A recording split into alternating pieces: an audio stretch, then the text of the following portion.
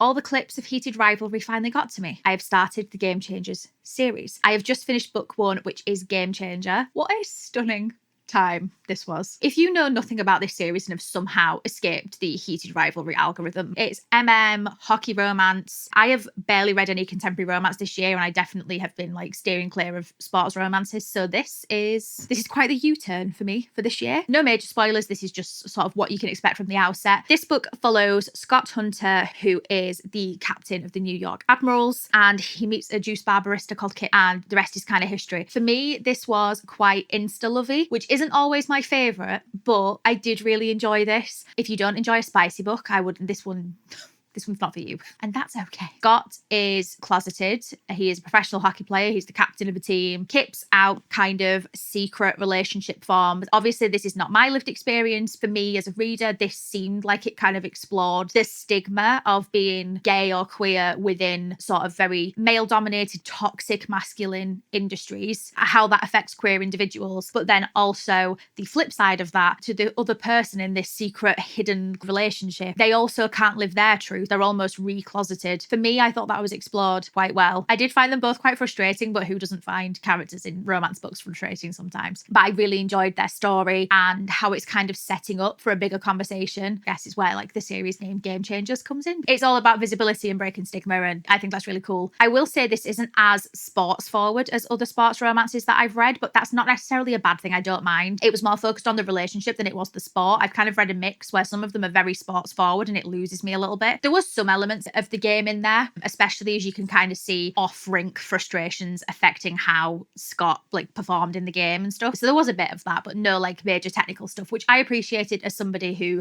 has no idea anything about hockey. Heated rivalry is next, and I will admit I am probably the most excited for that, but I did genuinely really enjoy this story. I think in the adaptation, these characters do feature in it as well. I guess it was fun to have the visual of who they've casted, so that was kind of cool. I have not been excited for a romance book in a very, very long time. This wasn't a perfect book for me. I've not really settled on a rating yet. I kind of want to read the next one and see how I feel about it. Let me know if you've either read this or you are reading this series. Bye.